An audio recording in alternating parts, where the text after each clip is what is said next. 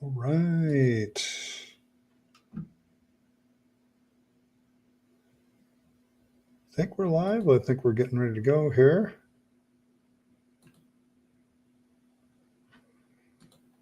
All right. Well, welcome to the Rabyd Atheist.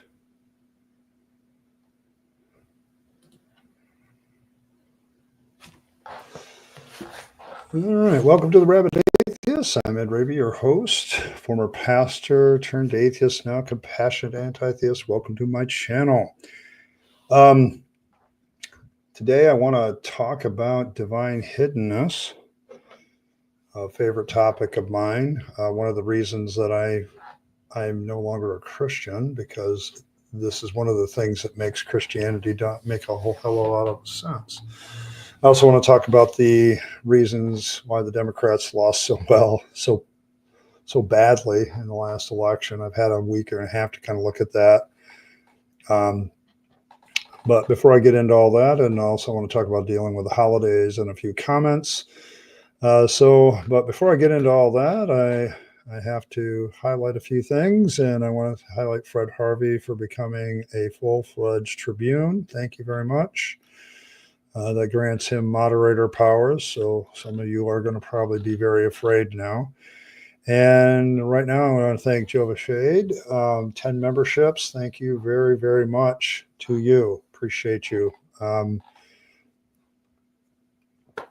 don't know what to say sometimes when people support this channel financially, because I feel overwhelmed. I'm just a guy who gets out and talks about what he thinks, and the fact that people support it is just amazing to me. Thank you very much. But today I want to start with divine hiddenness, because it came up in a conversation where the person was, I had been talking about how God doesn't apparently reveal himself very well. And the response was, oh, well, but God doesn't do that anyway. There's this, God reveals himself to some people more than others and all that other stuff. And I said, well, that kind of leaves a lot to chance, doesn't it? I also had to point out that the Bible is kind of contradictory on this subject.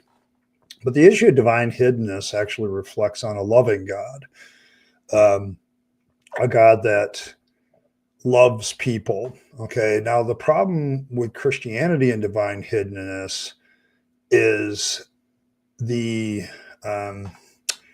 postulate of a loving God, and also that the consequences for not loving him in return are so high. You're either going to have an annihilationist view, or you're going to have a going to burn forever in hell view. So it seems like, there's a lot on God.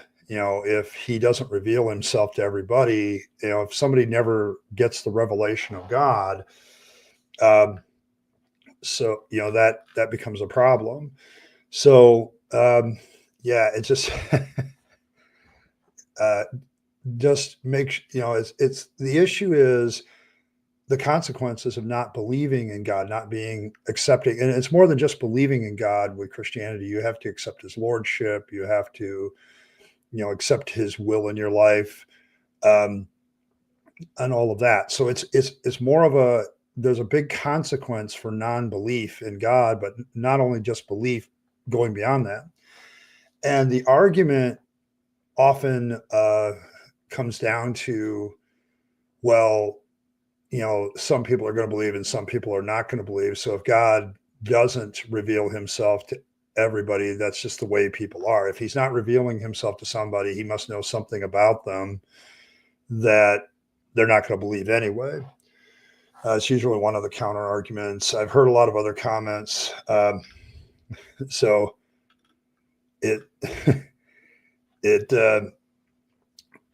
is interesting to talk to theists about this, because I think one of the things I learned about the divine hiddenness argument is it gives us really four groups of people. You have the saved believers that have accepted God's existence and they have accepted the lordship of Jesus Christ. And then you have people that believe in God, but they're not saved because they haven't accepted the lordship of Jesus Christ. Um, and then you also have other people. Uh, so you have that, but then you have the other side of it, which is the unreasonable non-believers that just don't believe. They don't really have any rational reasons. But the real issue with the argument from Hiddenness is the reasonable non-belief. Okay, if there is a loving God, reasonable non-belief shouldn't exist, is the way the argument goes. Okay, reasonable non-belief exists, so therefore God does, the loving God of the Bible can't exist. And this is one of the strongest arguments, in my opinion, against the biblical Jesus God, basically. So thank you, Evan. Appreciate you. Watch away. Okay. Let's see.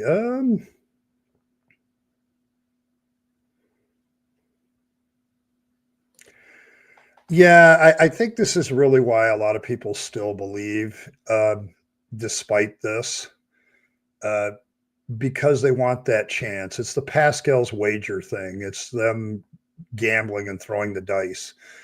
And as I pointed out many times on this channel, that, to me, there's belief on one side and non-belief and whatever on the other. So that's a 50-50 shot to me. The problem for the theist is, which of these red squares do you gamble on? Okay, which religion is the true one? And the Christian postulates a loving God. So what happens then? You know, so there's that aspect of it. So so there's, I think, though, you're hitting on why people still believe, because it's the wager. It's the, I'd rather believe and take a chance and maybe get a chance at it. But the divine hiddenness argument kind of points that, well, if God's really all that loving, why doesn't he at least give everybody a basic knowledge of his existence, where, to the point where atheism doesn't exist? Okay, like, and somebody, well, I've heard the argument, well, people will still not believe despite the evidence. They believe what they want to believe because they want to believe it. But I thought we're talking about God here. God should be very persuasive. Okay, one of the big problems I have with the Christian God is he's also not only hidden, but he's not very persuasive. If he understands that about human psychology, why wouldn't he come up with a way to convince everybody, at least, of his existence? Okay, it seems to me that the God of the Bible's persuasive power is very low. He doesn't have the ability to persuade his own creation, even though he knows every single one of you individually, right? And he knows what he knows what would cause you to at least believe in his existence. He would know that, being omniscient. And yet he can't seem to do that. He can't seem to pull that off. So it's one of those things where you have a situation where a lot of the attributes of God, him being loving, him being omniscient, him being all powerful, gets called into question. And yet, despite that, people do believe because of the wager. Okay, and so, to me, I guess I really want to speak as to the critical nature of why the divine hiddenness argument against the existence of God is so important. It doesn't really necessarily smash the existence of God altogether, because you could have a God that's doesn't give a shit. You could have a God that is malevolent. You could have a God that's completely different than the Christian perception. You don't necessarily have to have a loving God to have a loving God, to have a God at all. But the loving idea of God, I mean, it's like, for a lot of people, it's like having a God that won't even announce that he's your secret admirer. Okay, if you have a secret admirer and somebody sends you something to tell you that, they're at least going to tell you that you at least have this knowledge that you have a secret admirer if somebody does that. But God doesn't even do that level. Okay, he doesn't even get to that level. Yeah, this is the point. He has this ability to reveal himself. He should if he's omniscient and omnipotent, but he doesn't. Okay. So we have to assume then it's a deliberate act that he doesn't. Okay. That if he exists and he's a loving God, what loving reason could he have to not reveal himself? And this is kind of where the conversation with this person is kind of stopped for me, because it's like I've got this to this point where I'm like, I'm not telling you my view. I don't believe in God, and I don't believe your Bible is the word of God. Okay. You're the one that's arguing that God doesn't reveal himself to everybody, but then grabbing Romans 1:18-20 and saying that he does. Okay. Okay. So which is it? It's one of the great inconsistencies of Christian theology to sit there and say God doesn't reveal himself to everybody, but then say he does, and that everybody's without excuse. So which is it? Okay. It's yeah. And then that, of course, leads to this one right here.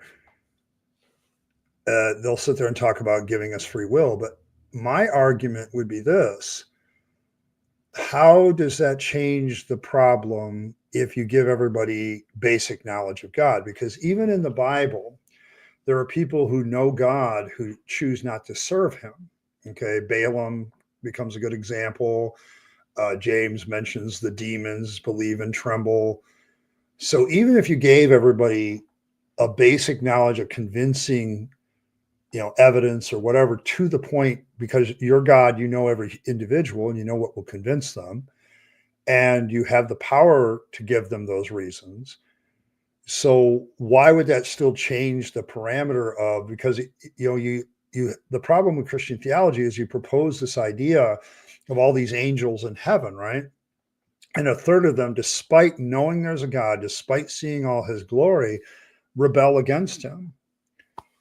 And so the question becomes, how does everybody having a knowledge of God change that dynamic where people still have a choice, a free will choice about whether to serve God and obey him or not? Like it doesn't mess with free will for everybody to have an actual knowledge that God actually exists.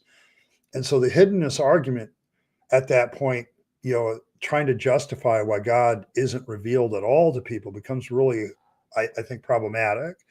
It was one of the things that when I was a theist, the divine hiddenness argument was something that I dealt with a lot with on a practical level as a pastor. Okay, you want to talk about, let's set aside the philosophy and theology for a while, but trying to convince somebody where is God when they're sitting at the funeral of their 8-year-old son.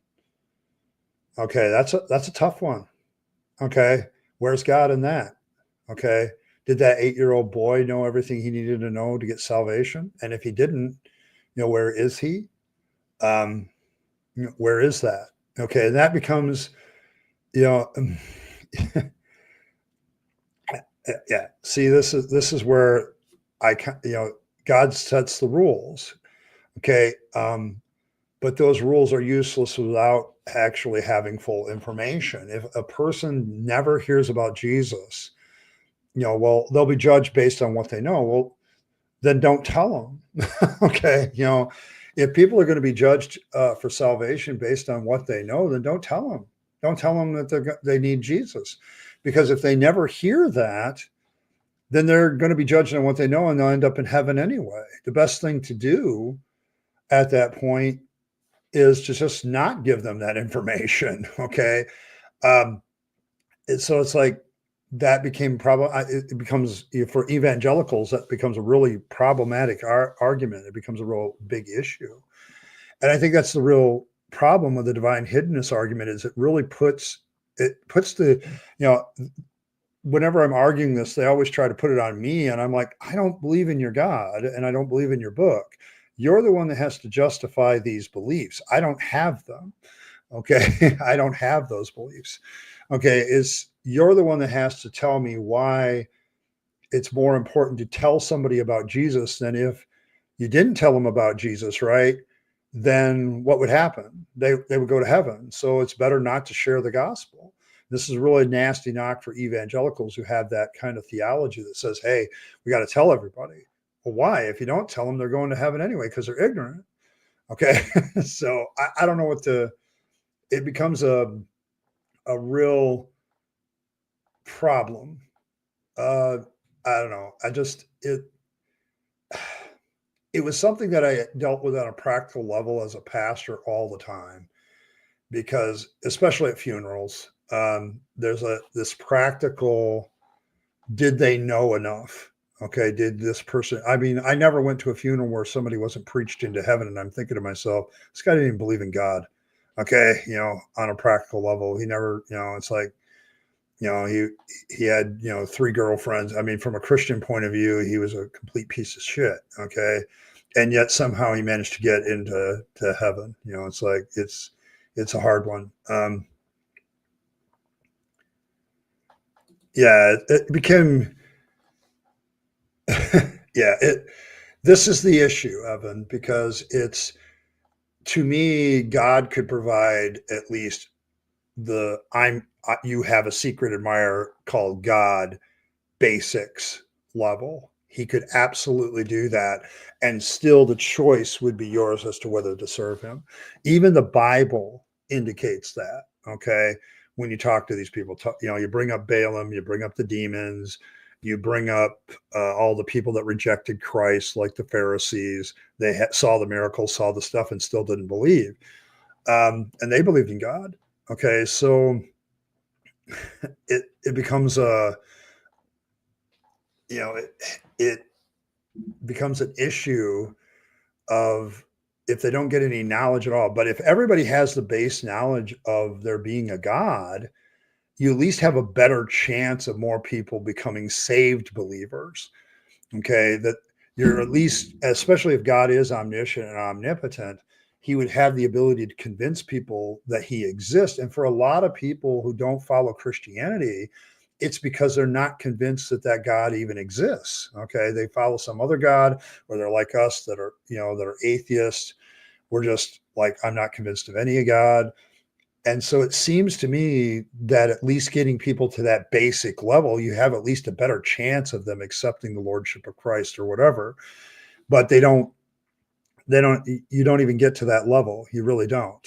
So, this is the problem of divine hiddenness. And a lot of people want to make that argument about you and your atheist beliefs, if you have them, or your agnostic beliefs, so um, so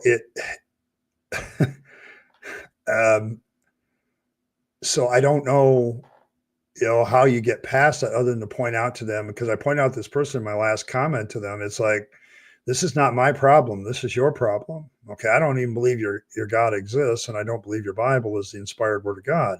You're the one that does, and you have these inconsistent statements and this inconsistent theology. You're the one that has to deal with it.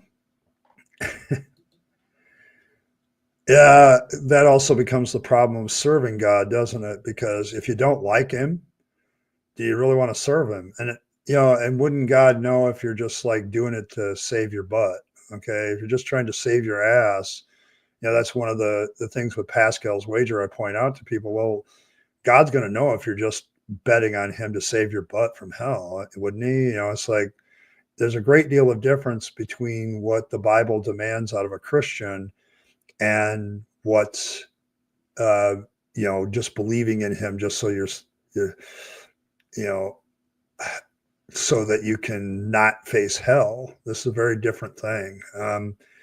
So I have no idea.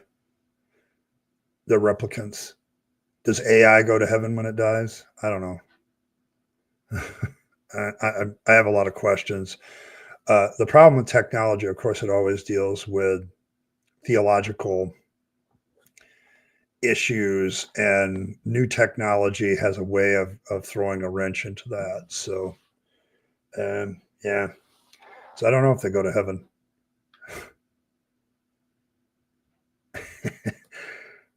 Speaking of which, um, setting aside divine hiddenness, I'm sure I'm going to get a bunch of comments about that, but I think I've laid out the basic problem and why I don't I think it's a problem for Christian theology, the fact that God isn't actually revealed to everybody.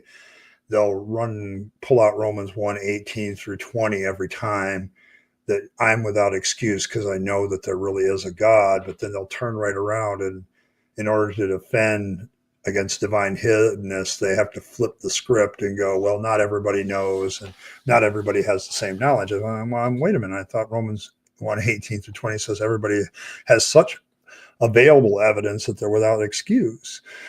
Okay, so I guess it's one of the contradictory theological points. So we'll be seeing how that goes. But all right, I did promise I would talk about. I was going to react to Rationality Rules and his thoughts about the election. I always like how people outside the United States perceive United States politics, because often it can be very enlightening. But I've been like studying the exit polls and the polling data and asking myself the question, okay, why did they lose? Why did the Democrats lose so badly? And this, let's not sugarcoat it here. Um, if you're playing like a soccer or football in other countries, this was kind of like I would call it like a 4-2 victory, okay, which is convincing. Um, Harris lost all the battleground states. The Democrats lost control of the Senate, and the House is still in Republican hands. So if you're keeping score at home at this point, they'll have the executive branch, the House, the Senate, and the court is more Catholic than the Pope and very conservative. So conservatives are going to be emboldened, but I think it's important before you begin worrying about that. Okay, why did we lose? Reagan said it best. It's the economy, stupid, but that's just one of many reasons. I'll, of course, have the keyboard warriors. Well, but the economy isn't that bad. And my response is, yeah, not right now. But presidents are judged on a 4-year span. Okay. Let's just, it's about the economy that's closest to the American people, and the American people where they live. I think Stephen A. Smith said it best about minorities. They don't give a rat's ass about, the inflation rate. What they care about is when they go to the gas pump and they go to the grocery store and they try to rent an apartment, what the price is. And all that stuff has gone up astronomically. So, a lot of other items are keeping the inflation rate down, but it's the stuff that where people live. And the exit polling kind of shows that was a big concern for a lot of people. Along with that, of course, was immigration. Okay. Immigration is not just an economic thing, it's also a security thing. Um, it's not just the big, that's exactly what I'm saying, Evan. It's not the macro economy, it's the micro economies that touch people's lives. What people are talking about when they're doing these exit polls with the economy is, you can look it up. Just Google it. Okay. I think the average gas price under Trump's 4 years was like $2.30-something. Under Biden, it's $3.50 or something like that during the full 4 years. That's $1.20 difference. And that may not seem like a lot to, say, a rich person or an upper middle class person, but to the middle class, lower middle class, and the poor, that's big crap. I put a link to the inflation rate for food in the United States by month, and that runs from 1968 all the way to the present day. The middle 2 years of Biden's administration, he has double-digit inflations per month on food consistently. You have to go all the way back to 1981 before you have that kind of inflation on food. Okay, so you need to understand it's the microeconomy that everyday people are dealing with, not the big macro economy. Oh, the inflation rate's really good right now. The economy, Biden's economy, has been really good for the upper middle class and the rich people. It hasn't been good for the working class or other people that have to deal with the day-to-day increase in food, all that stuff. But immigration plays into that too, because now you have competition for jobs because of immigration. You have, there's a lot of concern on all sides of the aisle that the border, the southern border with Mexico, just seems to be just bloody open. And that's a problem. Okay. It's not just a problem for Republicans, it's a problem for Democrats. So yeah, but it's a problem for the working class. And AOC and Bernie Sanders got out there, and I think they said something very true, that the Democrats, because of this issue, immigration and the economy, they no longer represent the working class American. They're too busy, and that's probably my third reason why they lost. They're too busy hobnobbing with celebrities and stuff like that. It's just, yeah, they're just not in touch with the everyday blue collar union working American. It's like, if you're in the UK, maybe this analogy will make sense. It's like the Labor Party stopped representing labor. Okay. It really feels that way to a lot of Americans, at least based on the exit poll data that I've been reading. I would also say that they made a lot of strategic errors. A lot of people have pointed out this. I think Biden is the first one that made the error. He should have bowed out. He should have bowed out before the primary, because everybody on the left is talking about preserving democracy, but you didn't even have a democratic system to even pick your candidate. What you had is, Biden got fast tracked and then he just handed the baton to Harris. Well, there's no democracy there. And yet you're the one talking about the rise of fascism and no democratic actions. And yet when you picked your candidate, not there. And I think a lot of people took that to heart and said, I don't like that. I think a lot of Democrats were demoralized by that very fact, that I think there were a lot of better candidates in the Democratic ticket that could have been there if they'd had an actual primary, and they would have had a better chance with those candidates. So you got that. And I can't dismiss, because it shows up in the exit polls. I don't know what woke culture is specifically, but it definitely played a factor. I think a lot of people are just tired of being told which words they can say and what viewpoints they can have. For supposed liberals, there's not a lot of liberty in thought. Okay. There's getting to be this very narrow-minded mentality that you have to be a Democrat and a liberal in the United States. Like you have to do this or else. And so I don't know. I look at it, and there's a lot of factors. I don't think there's one thing. A couple of things that I don't think are as big a factor as a lot of people. A lot of people were saying, "Oh, men are just still chauvinists. They don't want a woman president." But 45% of women voted for Trump. Okay, so and there more, as usual, more women than men voted. So it's like you have it within your power to do it. So I'm not sure that's a big factor. Plus, I seem to remember that somebody won the popular vote that was a woman in 2016. So it's not like Americans won't do it. Okay, I think they will. It's just, I think it's still a part of the problem? Sure, but I don't think it's as big as everybody thinks it is. At least from the exit polling data, I'm just not seeing it.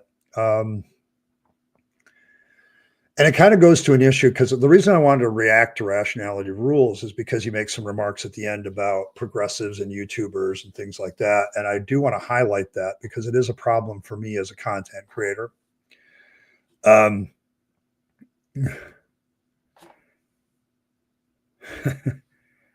Yeah, I think I think you have a point there, Rimmer. I do. But the problem is, we now have a Democrat idea of everybody paying their own way too. I think the working class in this country just feels disenfranchised. This is particularly true because there's some environmentalist issues to this. Like, I live in Michigan, and a lot of the local reports where auto workers were concerned about environmental regulations because of the increased, fuel efficiency and electronic cars and things like that.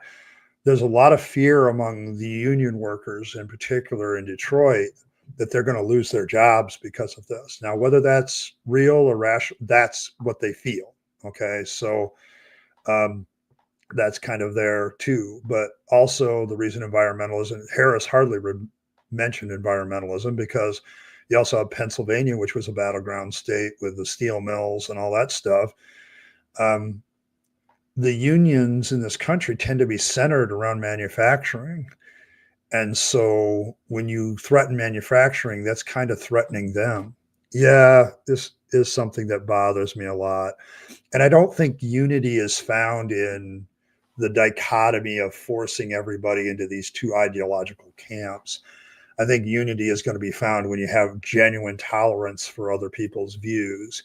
Now, I get a lot of people that, well, that view is bigoted. Well, okay, but you're not really opening up dialogue on changing the bigot's mind. Okay.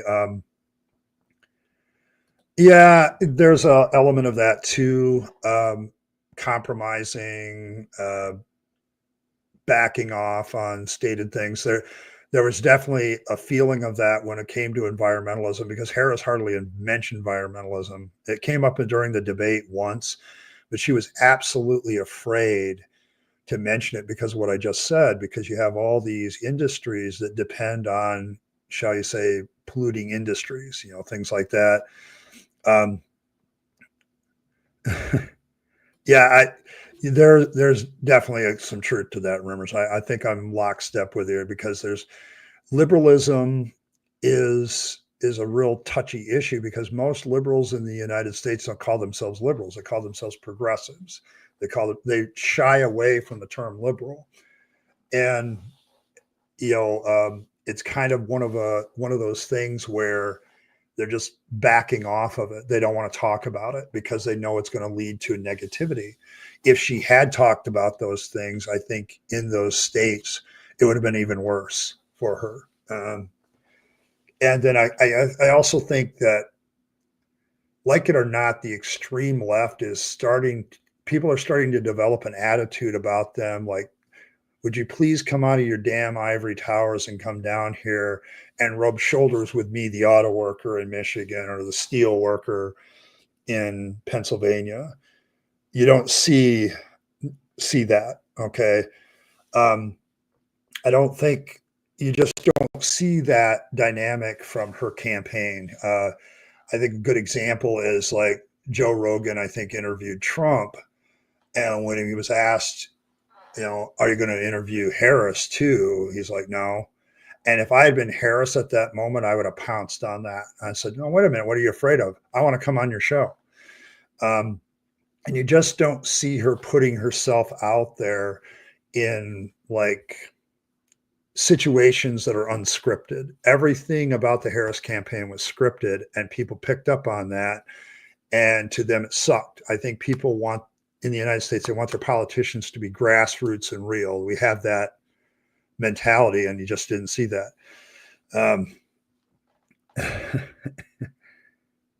I would disagree with that. Extreme leftism still exists. Depends on how you define right and left. There's the whole thing. What is a conservative? What is a liberal? What is right? What is left? It changes constantly. It's a constantly ever-changing landscape. So, yeah, I don't know what to tell you because I do think you have some points here. Bernie would have done better. Actually, I think there's several candidates that are a lot younger that are very Bernie-esque in their views that would have done better.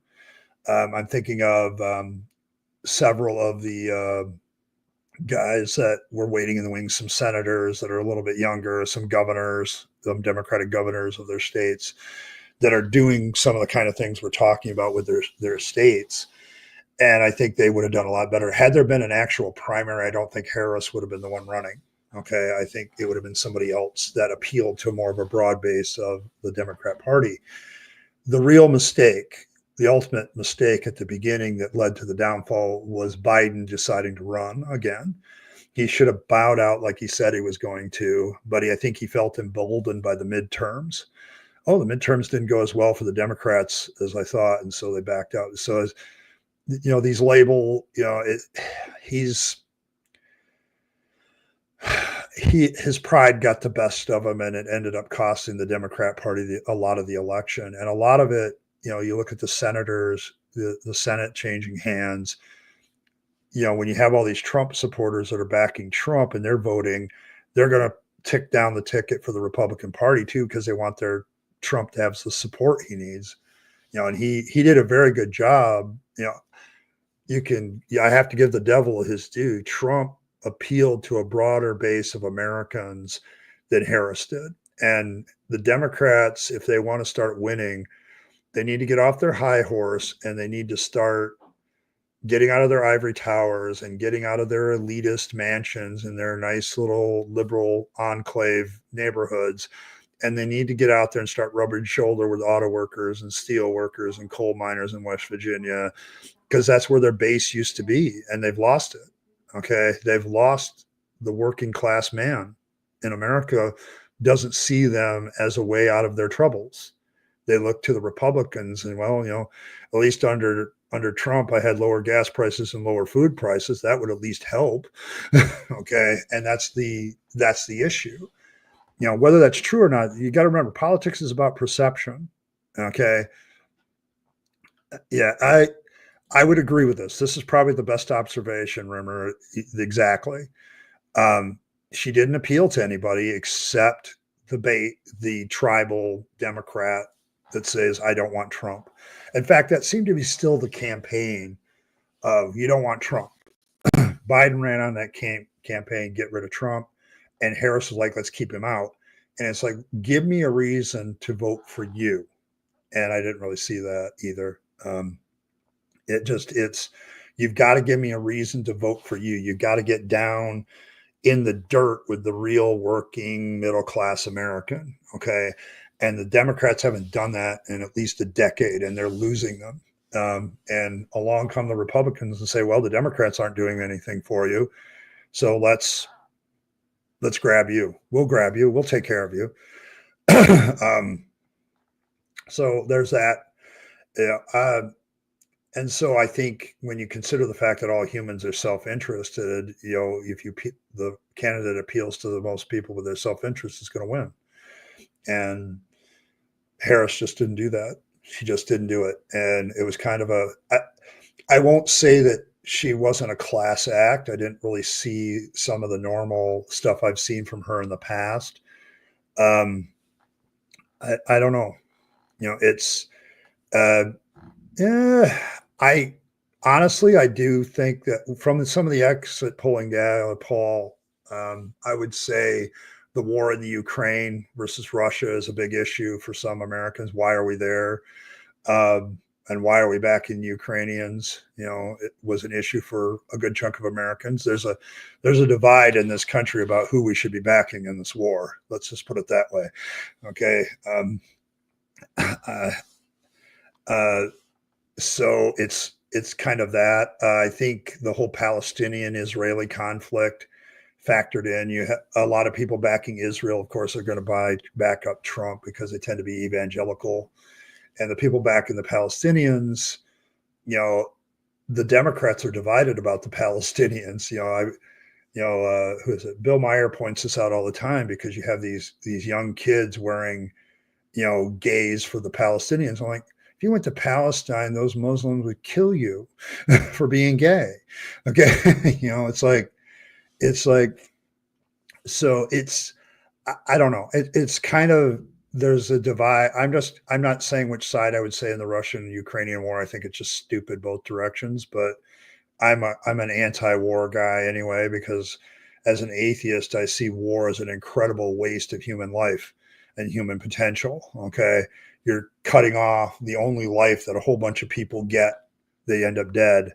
And so it's interesting. But yeah, and as far as the Palestinian-Israeli conflict, I'm sure there's a lot of nuance to that too. But I've always said that there's this base religious reason why they're still shooting at each other.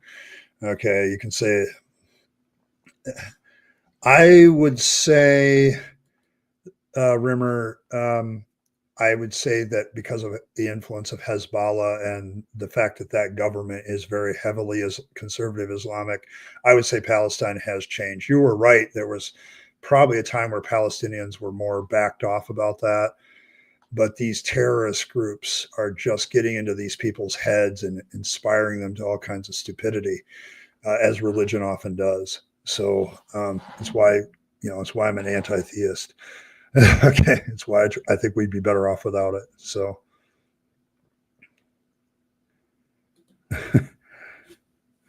yeah, I get it.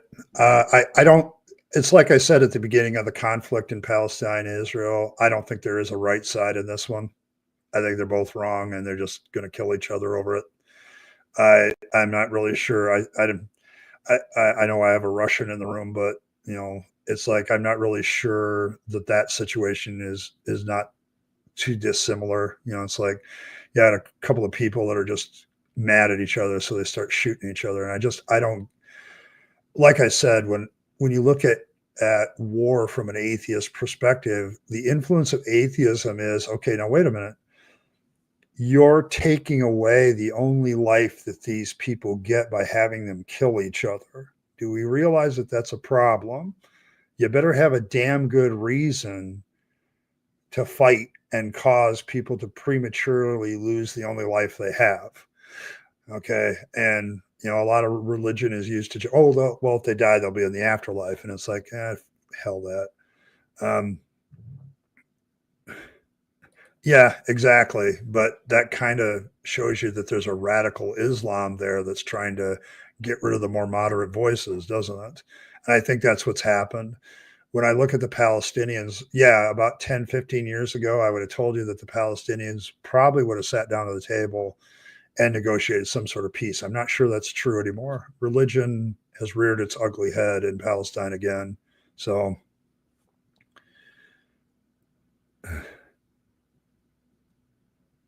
yeah, unfortunately, after the Holocaust, there was a lot of sympathy for Jewish people, and they definitely pushed it. Yeah, yeah, but think about this, Rimmer. Now you move to the Middle East, and religion is everywhere. It's even more prominent. It's even more in their face. But yeah, yeah. But getting back to this, yeah, it did disrupt things. It added another element because the Islamic people were fighting with each other all the time, and then you throw the Jews in there and the nation of Israel, and it made it even worse. I would definitely agree with that. It didn't make anything better, and all of this is still based on who did who did God promise this land to? Okay, and it's all about Isaac versus Ishmael, and still is. They'll still bring that up, and it's like, uh, and people, it's this cultural social fact. No, they're still shouting their gods' names at each other when they're shooting at each other. Okay, it's like, come on, it's still a religious conflict, and it's ironic. Okay, it's kind of ironic. So, yeah, I don't know. I've kind of gotten to the point where I look at all these conflicts, and I think a lot of Americans are getting more into the mode of why are we even there? And I think that factored into the election too. I think when you look at geopolitics, Americans are becoming more and more isolationists in their mindset. They just don't want to deal with it. Okay. I think there's a weariness of being considered like the policemen of the world, although a lot of other countries don't consider us that. But there used to be that mentality among a lot of Americans after the end of the Cold War. Well, we're still the police of the world, and it's like a lot of Americans are tired of doing that job. Okay, they're sick of it. It's like we're giving all these foreign aid monies, we're backing up this country militarily, and that's costing money. And it's like that money could be here and spent domestically instead. And I think that's kind of I think a lot, the more I talk to Americans, it doesn't matter whether they're right or left, they are very weary of that. They're just getting weary of that. Yeah, well, of course, you know, the colonial countries can't help but not back their colonies. Okay, they have to back them. It's been an ongoing problem for a few hundred years now. So, but yeah, it's going to keep going. I just don't see any good guys in any of these conflicts anymore. It's like, please sit down and talk to each other instead of shooting each other and prematurely ending a lot of young people's lives before they've even had a chance. Okay, that's really not fair to them. I honestly believe if you didn't allow to draft soldiers until people were 30, there'd be a hell of a lot less wars, and there'd be a lot different way of people fighting those wars. Because if I'm drafted in the army and somebody says take that hill, I'm like, what for? Okay, I'm sorry, excuse me, to what end? Okay. As you get older, you get much more cautious, and you want to know why you're doing something before you do it. At least a lot of people are, but for me, that's true. I'd be like, nope, not going to do it. Well, why? I'm not going to spend my life on a useless waste of time. Okay, and I think that's why young people are drafted, because it's the old line. I think I heard it several times in Skyrim from the one guy. There's no glory in war. That's just what they tell soldiers so they'll fight. So I don't see any glory in it. I don't see much of that. Viking ancestry or not. I just don't see that. And that's probably my atheism talking. I don't see the point of ending so many lives prematurely. You better have a damn good reason to go to war for me now. And I just don't see any good reasons in either one of these. So, but that's me. You don't have to share my opinion. I'm just expressing it. But that's kind of the thing I wanted to talk about with all this next is Rationality Rules brought up something that is very close to my heart as a content creator myself. He points out, like, all the conservative content creators, like if you look at Ben Shapiro or some of those other guys on Fox and all the rest of them that get on YouTube, he tells people, these guys have deep pockets. Okay. And he's right. Stephen is right on that one. And he made an appeal in his video saying, hey, you got to remember, these guys have deep pockets, and us content creators that are more progressive or atheist or whatever, we don't have that. Okay. That's why, like, Ben Shapiro can interview William Lane Craig and say a lot of bullshit and not worry about being demonetized. They don't care. They already have a sponsor. They already have ads. They have all that stuff. And small time creators like him and me, even being smaller, have a very, very difficult time encountering this stuff because, like him, I would love to run this channel full time and have it be a full time job, but that's just not possible. Okay. And then I could come out with daily content saying, hey, and countering everything that some of these theists do. I just don't have that ability. Okay. And it's because of the way they're financed. Okay. The conservative media has a lot of big time donors, and so they can put stuff out there. So, yeah, it is. It seems to be. Okay. It's just nobody's commenting right now. So that's kind of the issue that I have at present is I'm trying to, yeah, I think it just got a bit quiet there for a bit. People are listening. That's good. But, when I look at all the content creators that are out there, there's a lot of good content creators out there on the atheist, more progressive side of the ball. It's just, we're not funded as well. So there's, I'm going to actually get into this thing because somebody left a comment this week that I have to address. But just for us small time creators, just a reminder, this is why I appreciate all the donations and the memberships and stuff. It's just, it's hard because you see a lot of stuff you want to do, but you don't have the time or the money or, whether it's worth your while. And you got, even Steven on Rationality Rules, he's like, I would love to send a lot of my videos to editors and hire another editor and things like that. He says, but I can't do it. I can't afford it. Whereas these guys have these big, deep pockets with these millionaires given to their causes. And So they don't even have to worry about whether or not they have ad revenue. It's rare, but it does happen. It does happen.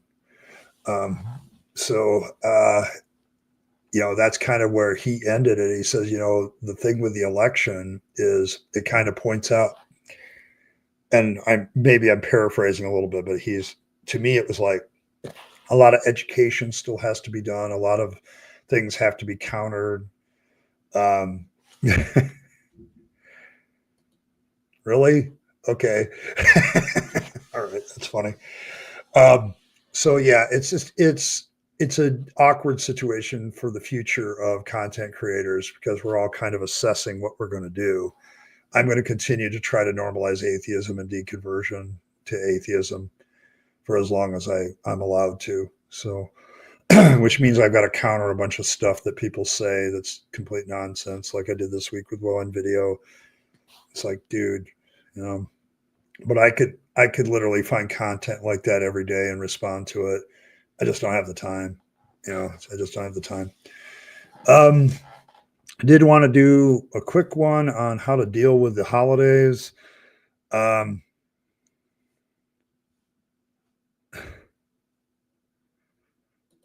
his supporters. He has a lot of them. A lot of them.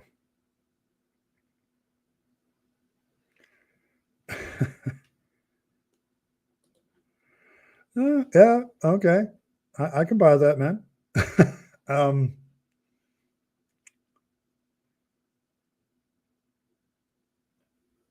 yeah. See, I think that's very interesting that you would say that. Okay, and that tells me something about this conflict. Okay, that I think a lot of people on both sides are kind of weary of it, and there it is.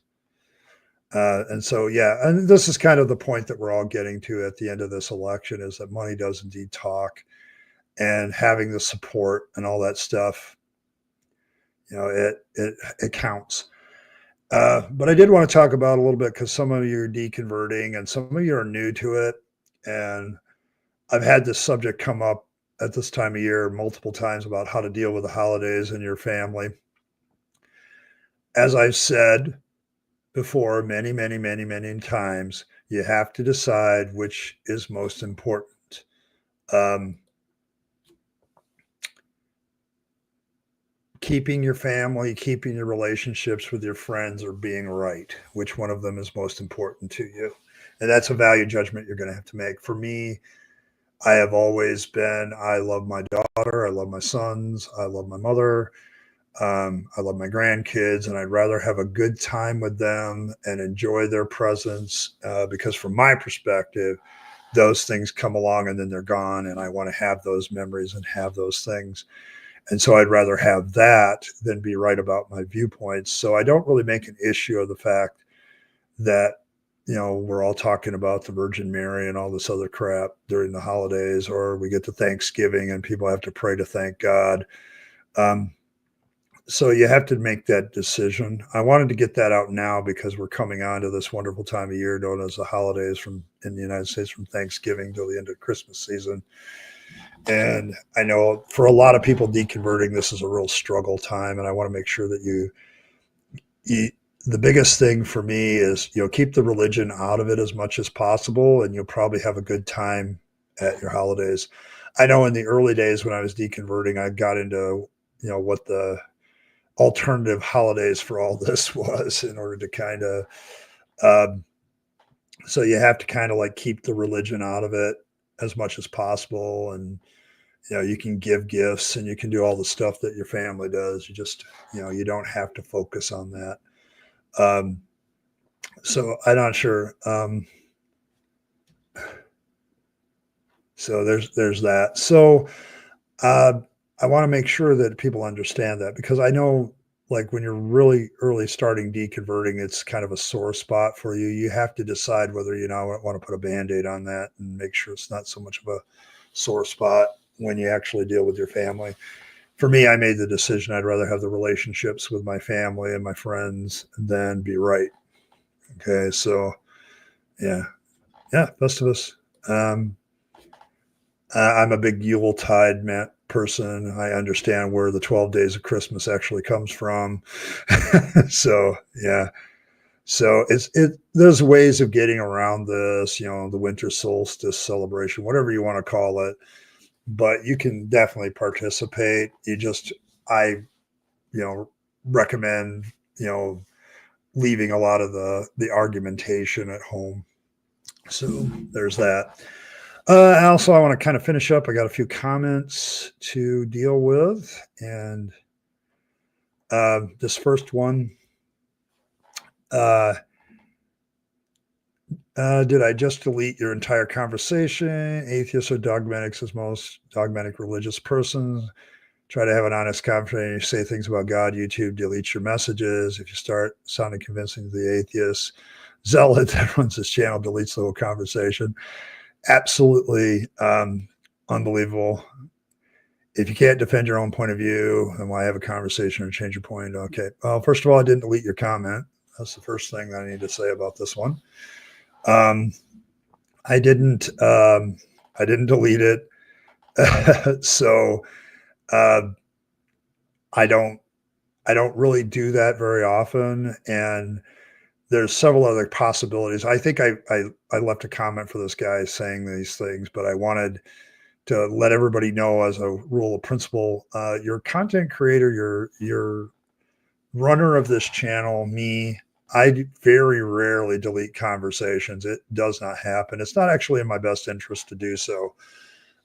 Like this comment, I would leave it up because he calls me an atheist zealot. Okay, which is like, huh? Okay, what? And it's like I don't do that because one reason is a lot of times the comments of theists are comedy gold for me, so I kind of leave it there. And the other reason is a lot of times theists, when they delete their comments, they actually illustrate my point. So,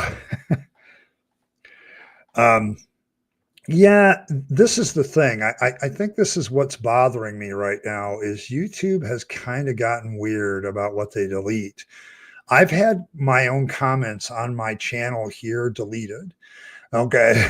I'm like, I'm running the channel. Yeah, this is my channel. Why are you pulling my comments? And I don't know what they're deleting it for, and they aren't really clear either why they're deleting it. And this kind of goes back to the whole political discussion. I get really tired of the censorship of language. I think me and George Carlin are pretty similar on the whole soft language thing. Get rid of that. Well, yeah, anti-theist zealot. Yeah. I mean, I don't know. I've always considered zealot to be a religious term. But I'm not so much zealot, I guess. I'm just very unconvinced of God's existence. And, I have very strong views because of that. And I guess that's the way it is.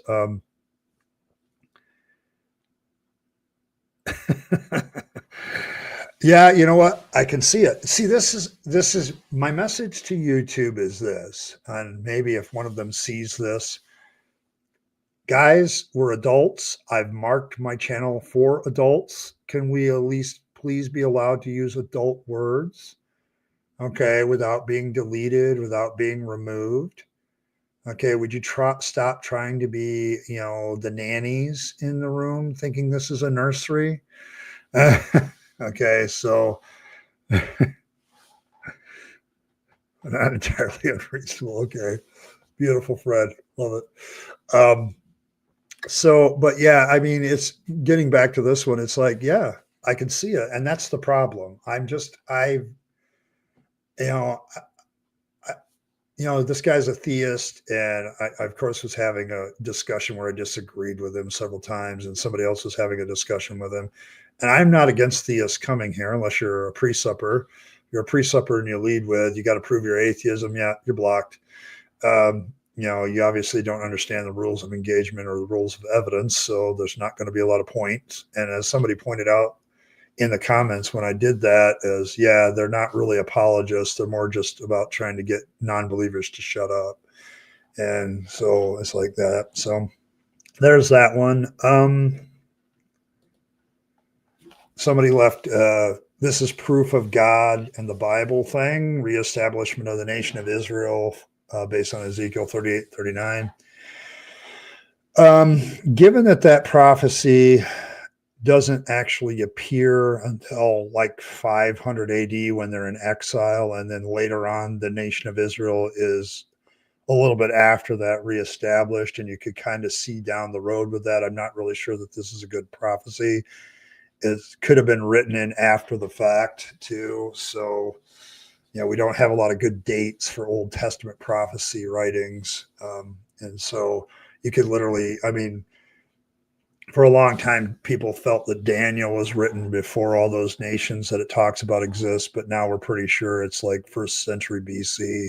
So it's easy to create a vision of a statue with all these different metals after they've already happened and come into existence. So there's a lot of, you don't have any proof that this was written before that.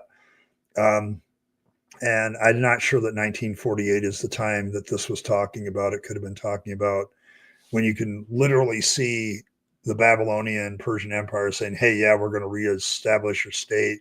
It's really easy to prophesy about that, is my point. So I don't know. Maybe it's because the whole thing is an edited work. The real problem with the Old Testament is it's so bloody edited. If you think Revelation is badly edited, it's overly edited, you ain't got nothing on the Old Testament. The more you look at it, yeah, there were two. So yeah, this is the other problem, which is Israel or Judah or both or whatever. So I don't know. It's just it's one of those things where I'm like, I'm not really sure that this proves what you think it does. Okay.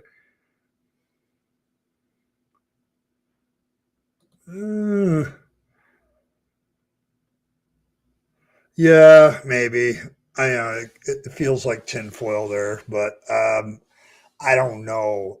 I think the problem is they use a lot of algorithm and a lot of AI to do this stuff.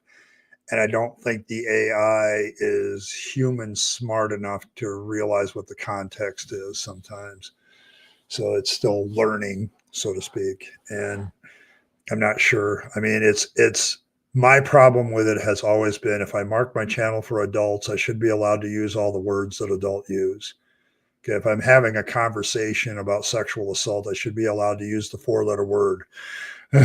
Okay, without having stuff deleted or demonetized or whatever. It's an adult channel. Let me talk about that.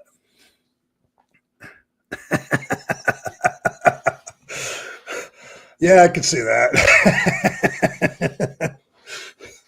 I can see that. Oh, that's hilarious. Uh, yeah, I don't know. I mean, but let's also be honest there, Paul. How general is that? I mean, how is, yeah,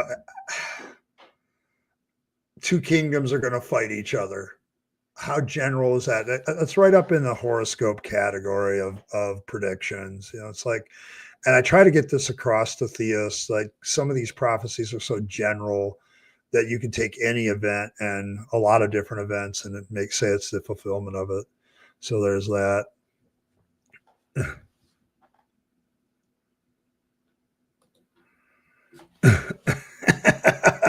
Probably. It's like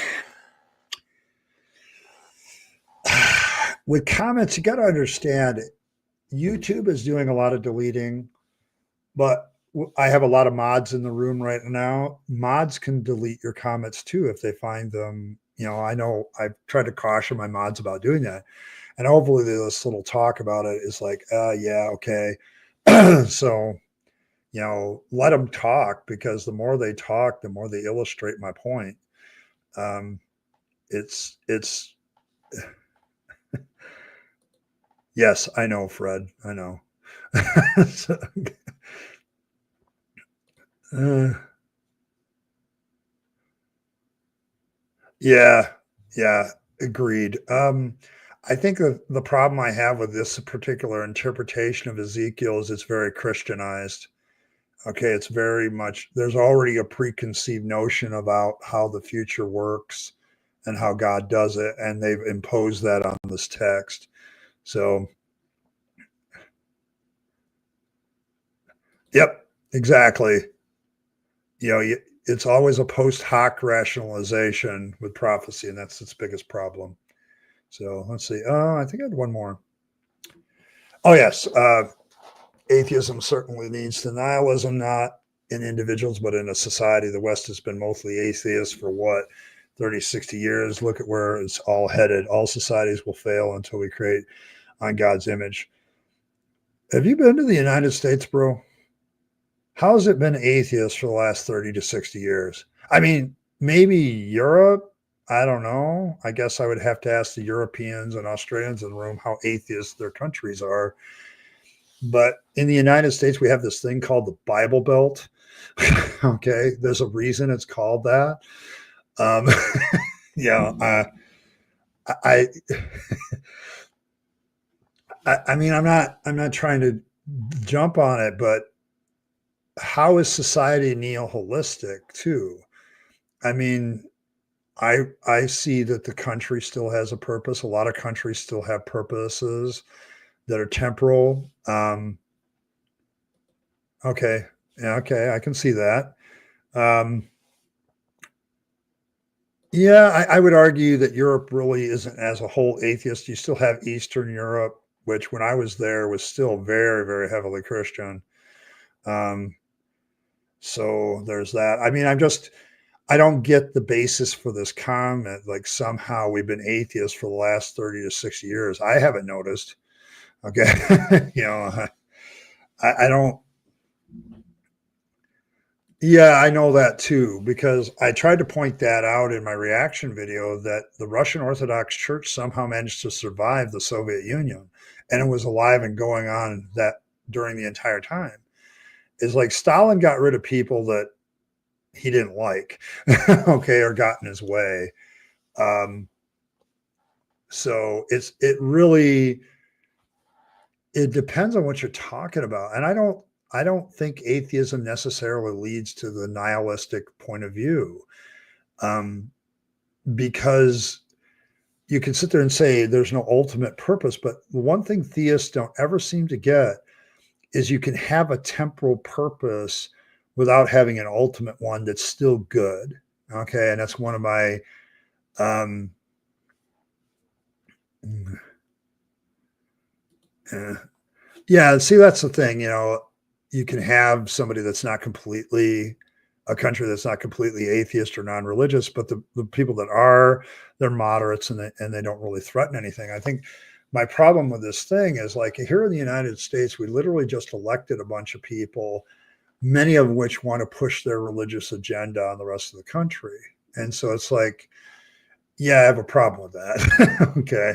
So how the heck is this? I mean, it went along with, you know, somebody talked about Nishki, and I didn't find that comment, but it's like, well, you know, all of the Third Reich was kind of backed by Nishki, and I'm like, Nishki was an atheist. He was also very much there's no ultimate purpose in life. If he was such a backdrop to the Third Reich, why were so many of them Christians, and why were so many of them not nihilists? Okay, it seems like if he is supposed to be this great influencer, he would have had far more of a effect on the ideology of the country at the time, and I just don't see it. I think that's a built up thing where Nishki is built up to be this big basis for the Third Reich, and I'm like, no, I don't see it. Okay, I just don't see it. Um, so there's that.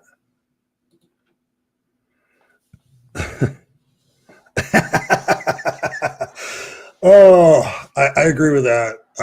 It's like the Christian expectation of what a Christian nation would look like is amazing to me because it's like constant, we're going to constantly talk about God and giving glory to God. And you're so right, Victor. It's like, if people don't mention God every other breath, then obviously we're an atheist country. So So there's that. Um, yeah, this is kind of the point I was trying to make, Paul, is like during the Soviet Union phases, there's a lot of people that were Christians that worked in the Soviet government. There was people, different religions backed the Soviet government. Uh, in Latin America, there's this other thing where you got, um, the religious Catholic communist. Okay, is fairly common in Latin America for a certain part of history. So it's like it's not necessarily atheism. Okay, that's the point. It's like when you're trying to pin atheism as the fault of anything, I think you need a little bit better evidence than the Soviet Union and Stalin, or they completely missed the mark with Hitler. And when you look at Pol Pot and Mao, it's like, okay, but is atheism really their driving force or just a desire for power? Um, yeah, exactly. Not just Christians too, because as I recall, some of those former Soviet Union provinces were heavily Muslim. So it's not just it's they let religion go as long as it didn't challenge their authority. Okay, and that was the issue with Stalin. As long as you back me up, I don't care. Um, so, and I don't know. This comic though gets me because the other part of it is the God's morality. We got to make us in the image of God. And my immediate response, oh, so we need to reestablish slavery, huh? Okay. We need to reestablish, uh, making sure that, we got to have that, if I sleep with a woman, I get to pay the couple shekels and get to keep her as my wife thing. Is that the kind of objective morality we're talking about here? I'm probably going to talk more about that later, but it's like the idea that, if we follow the Bible or Christian objective morality, we'd have a better society. What are you talking about? Okay. Um, so I don't know. I don't know. I find it very, um, I don't know. I don't think people really, yeah, I think they would be. I'm just not so sure that that's going to get as much wing. I think there's pushback from the Republican Party on some of that stuff too. So, um, it's like when I think Oprah during the campaign insinuated that the women's right to vote would disappear if Trump was elected. And I'm like, are you serious? Okay. I'm not sure that that would happen. Um, so but it's like when people say they want this objective morality uh, in Christianity, right? I think they need to really think about what they're talking about. Okay, because I don't think that that always works. So there's that. So I don't know, but that's the extent of the comments. Other than I wanted to deal with the Nitschke comment, and I also, uh, yeah, I think that's the point, though, Fred. I think we're all gonna, provided doesn't something doesn't happen to us individually, 4 years from now, we'll all still be here. Okay, and we'll have to take a look at what the retrospect is. Okay, and that's been my point all along, because I don't think people realize that the Republican Party isn't as lockstep behind Trump as everybody thinks they are. There's a lot of Republicans in Congress that are trying to point out to Trump, this isn't like a business where you get to be the executive and tell Congress what to do. Okay, we're not about implementing your will. We have our own will too. And I think that's something that's going to come up. It's what came up last time. If you remember in 2016 to 2018, Trump had the majority too. Um, and he couldn't get what he wanted done then either. Okay, the big issue back then was Obamacare, and he wanted to, repeal and replace it. Well, that didn't happen. Okay, because of Republican pushback. Okay, he couldn't get the Republicans unified on it. So, um, Well, here's the thing about the subjective thing is you'll see this subtle shift when a theist talks about subjective morality, because they don't seem to realize when I talk subjective morality, it means that the morality is subject one thing to another. Like in divine command theory, it's easy to illustrate where you have the commands of God are subject to the God that give them, okay, in theism. It just means that there's a relationship between the two. And the problem is they then see that word subjective and give us the other definition, which is means it's based on opinion, man. And they don't realize that you have to kind of justify that shift. So, hey, thank Jova. She's here. I don't really know Jova. You'll have to tell me. But Jova Shade gave you your membership. They're very generous, very very generous. Um, so yeah, thank them. Um, I've had a lot of generous support for my membership. That's probably something I should talk about right now, seeing you bring it up. Um, yes, this is my point. That subjective morality is an objective fact. Okay. And so it's not, the biggest thing I usually get with them is, oh, you can do whatever you want. No, I can't. In subjective morality, I'm subject to my society. I'm subject to my laws. I'm subject to the government. I'm subject to cultural expectations. And they use a different definition of subjective than I would use. But as for the membership, Jova Shade, thank you. Thank you for all of it. Very generous supporter of the channel and my one and only senator.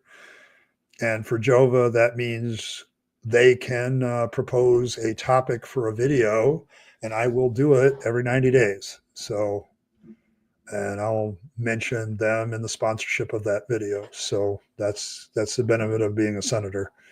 So, and they are the one and only so far. So thanks for that. And I have to be fair to my members right now. They're kind of holding me up financially because the views and the watch hours have been down tremendously. I don't know what YouTube's doing to me there. I'm of course not producing slightly as much content as I did before, and I want to get back to that. And so maybe that'll help it. But that points to the other problem of us small time creators. We do it when we have time, and that doesn't always fit the monetization model that YouTube wants you to do. So, yes, the Rabyd Nation is alive and well. Yes. I'm at least honest and tell you that you have to buy your citizenship here. Okay. You can subscribe and be a peasant all you want. But if you want citizenship and a voice in what I do, then you have to buy your citizenship. I'm at least out.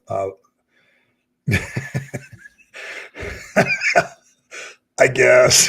I don't know. Probably no.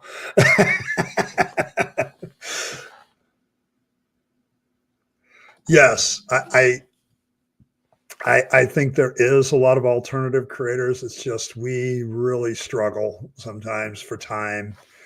If money wasn't an object, this channel I would probably send out, what I would do is write the scripts and, sit in front of the camera and do my part, and then I'd send it off to an editor to do the work. And there's definitely some graphic issues that I'd have them deal with. There's, I still don't have a watermark. I don't have all the emojis I could have for my members, finding those and creating those. Getting a good intro, outro done, I could farm out. There's just a lot of things that if money wasn't an object, you can do as a content creator. And it's like, I don't have that. So I have to do a lot of things myself, which is great. I learn a lot, but it also takes up my time. And I would love to do a lot more, but, and I would absolutely insist upon myself of paying you for it. And I can't afford that. That's just the thing. I mean, yeah, this is the problem. It's the burnout factor. I see a lot of channels disappear for this very reason. Okay. We want to support other people that help us too. This is great stuff. Yeah, you're easy to please though, Fred.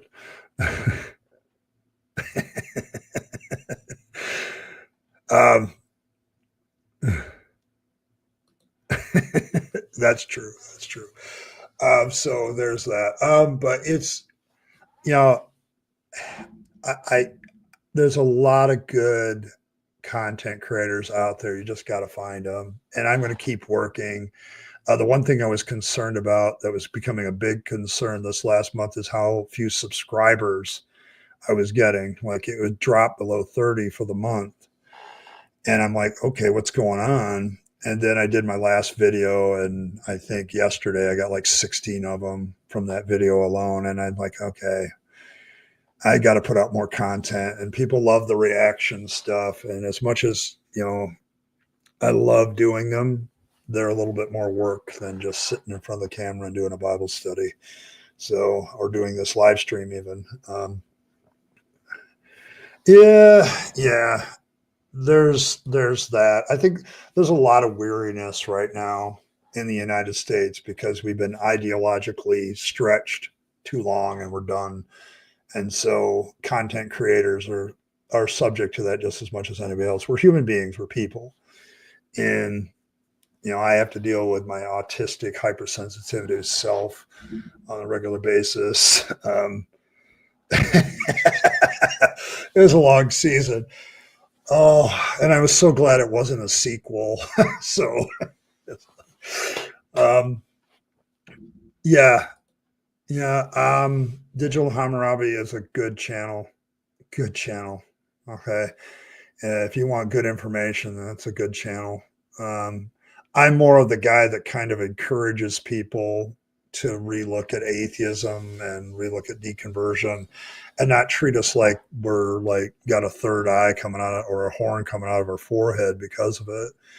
The biggest thing that really pisses me off and why I run this channel is you atheists don't have morals. It leads to nihilism and all this other crass. It's like,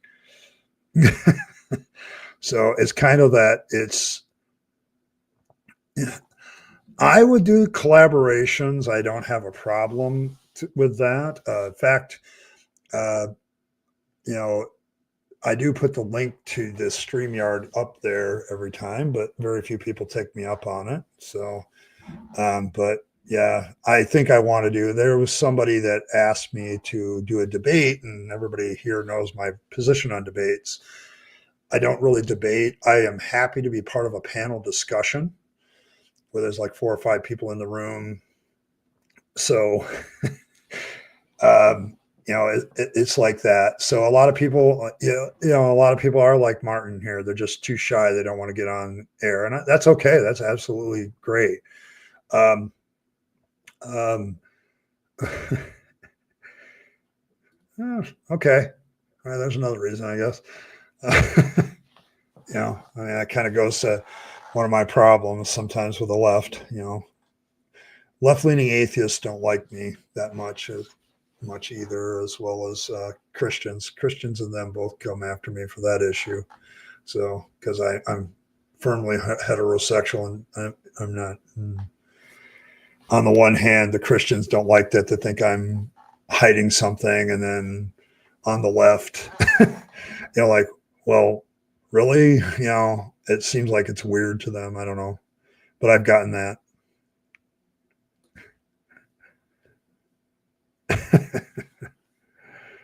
Oh, Fred. Fred has morals somewhere. Okay, that's good news. And Rimmer thinks it's connected with. Yeah, see. Yeah, that's kind of what it is. It's like you're a straight white male, but you're an atheist. What's wrong with you? I actually literally had pushback on that. Okay, it's like, what?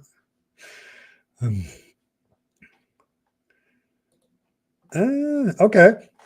Um, I did once try to do a collab with Atheist Republic from South Africa, but that fell through. Um, so, it's like, uh, I've had several people offer to interview me, but I'm horrible with following up with that, and they're horrible with the following up that, so I do want to start doing more of that, but I also have to take into the fact that I work at nights, and I sleep during the day, and I'm up in the afternoon, and that's when I usually do this stuff because that's when I have the time to do it. Afternoon Eastern Standard US time. So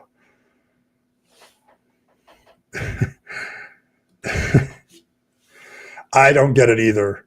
Okay, I'm very supportive of LGBTQ community, including T. Ember is one of my favorite people on the internet.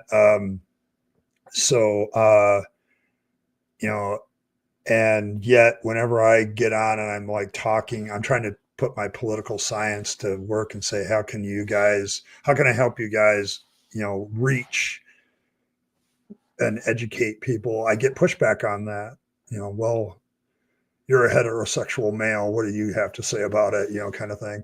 And it's like, okay, whatever. But every June I do at least one video about Gay Pride Month, and I get backlash from atheists that happen to be LGBTQ, and it's like I'm completely supportive of you guys. I don't know what the problem is, but it's like I'm not allowed to speak at times. Me and Azo have gone back and forth about that because he's gotten crap for that too, where he's just like innocently saying something and that people just go after him for it. And it's like, this is kind of the problem with some people on the left. It's like,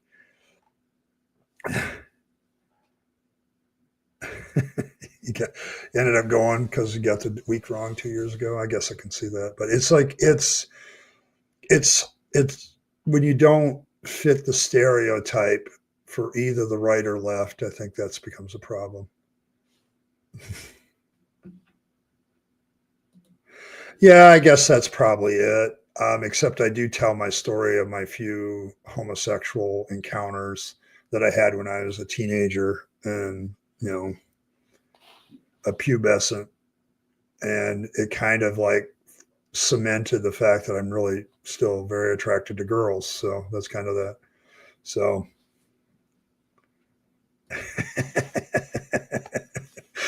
yes, he is, asshole. He is now a Tribune, just like you.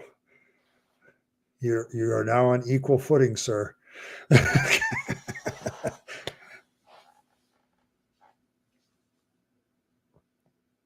Mm, yeah, I think in Russia you have a lot more work to do, Paul. Okay, I really do. There's still that influence.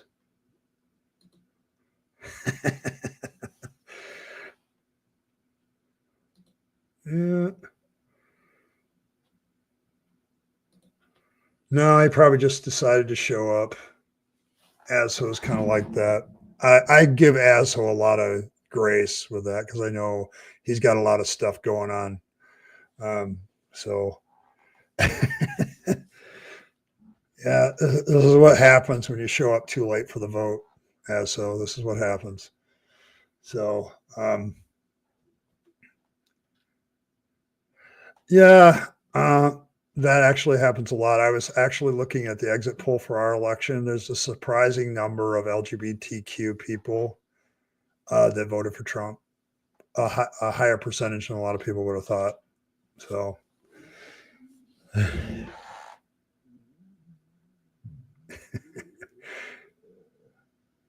I got you there. Okay. See, and that's what I'm pointing out with a lot of people. A lot of people will show up. Sometimes they show up. Sometimes they don't. Because they got stuff going on, and I'm okay with that. I've got stuff going on too. So, but yeah. So I don't know. That's kind of the end of the show, folks. So, um, and I've got other things to do, and my autistic social anxiety is getting to a point where it's time to take a break. So, I just want to thank everybody for being here. I want to thank Jova again for very generous donations tonight. Absolutely awesome. Appreciate that so much. For those of you who have gifted memberships, came from Jova. So thank them. You guys are awesome. You're very supportive, and I appreciate this community a whole lot. And if we end up being different groups of people that believe different things, but we can still be adults and clink our glasses together and drink down a beer together, I guess that's okay. So thanks everybody for stopping by. Appreciate it. As always, remember to live your best life. You only get one go around and then it's over. So you want to take all your time, money, and opportunities and spend them on yourself, the people you love and care for, and to make this a better world. And don't waste it on the trappings of religion and faith. You'll be happier if you do. Trust me, I speak from experience. And as always, thanks for stopping by, everybody, and I will catch you next time.